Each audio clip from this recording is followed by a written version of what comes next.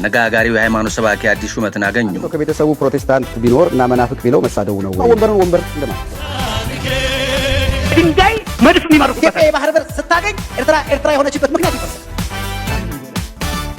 በቀደመው ህይወታቸው ሃይማኖት ሰባኪ የነበሩት ዲያቆን ዳንኤል ክብረት ሃይማኖት ካባቸውን አውልቀው በሹመት ላይ ሹመትን የሚደርቡ አነጋጋሪ ፖለቲከኛ ወደ መሆን ተሸጋግረዋል። ጫሉ በላይ የተጃጃለው ኢትዮጵያዊ ነው።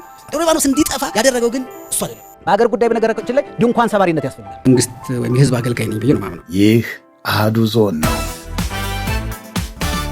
የህዝብ ተወካዮች ምክር ቤት ዛሬ ባካሄደው መደበኛ ስብሰባ በከፍተኛ የመንግስት ኃላፊነት እርከን ላይ ለሚገኙ አመራሮችና ለፍትህ አካላት አዳዲስ ሹመቶችን አጽድቀዋል። ምክር ቤቱ የጠቅላይ ሚኒስትር አብይ አህመድ ማህበራዊ ጉዳዮች አማካሪ ሚኒስትር የሆኑትን መዋዘ ጥበባት ዲያቆን ዳንኤል ክብረትን የኢትዮጵያ ብሮድካስቲንግ ኮርፖሬሽን ኢቢሲ የስራ አመራር ቦርድ ሰብሳቢ አድርጎ በሙሉ ድምጽ ሹመዋል። ከዚህ በተጨማሪም ምክር ቤቱ 6 አዳዲስና 3 ነባር የቦርድ አባላትን ሹመት አጽድቋል። ዲያቆን ዳንኤል ክብረት ሹመት በተጨማሪ ምክር ቤቱ 6 አዳዲስና 3 ነባር የቦርድ አባላትን ሹመት አጽድቋል። የኢትዮጵያ አርቲፊሻል ኢንተለጀንስ ኢንስቲትዩት ዋና ዳይሬክተር ዶክተር ወርቁ ጋቸና፣ የጤና ሚኒስትር ዶክተር መቅደስ ዳባ፣ የቱሪዝም ሚኒስትር ዴኤታ ዶክተር እንደገና አበበ፣ ሰላም ሚኒስትር ዴኤታ አቶ ቸሩ ጌታ ገነነ፣ የቀድሞ የኢትዮጵያ ብሮድካስት ባለስልጣን ዋና ዳይሬክተር የነበሩ ዶክተር ጌታቸው ድንቁ በአዲስ አባልነት የተሾሙ አመራሮች ናቸው። ተጨማሪም አቶ ጃፋር በድሩ፣ አቶ ዩሱፍ ኢብራሂም፣ ዶክተር አብዱልዋስ አብዱላይ በነባር አባልነታቸው እንዲቀጥሉ በምክር ቤቱ ተወስኗል።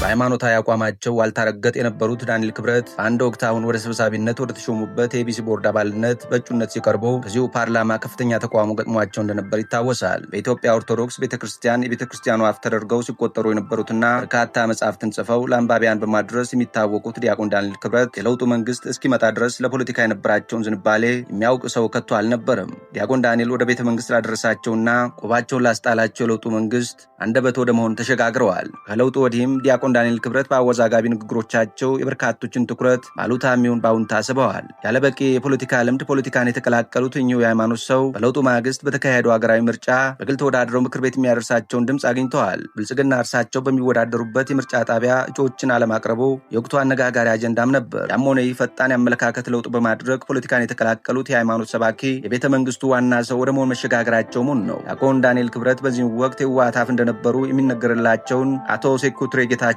እስከ ማስረሳት የደረሱ ፖለቲከኛ ሆነዋል። ሹመት ላይ ሹመት የሚደራረብላቸው፣ ሹመት ያዳብረው የደስታ መግለጫ የሚጎርፍላቸው ሰው ሆነዋል። ዲያቆን ዳንኤል ክብረት አዳዲስ ሀገራዊ፣ አህጉራዊና ዓለም አቀፍ መረጃዎች በፍጥነት እንዲደርሱ ቻናሉን ሰብስክራይብ ያድርጉ።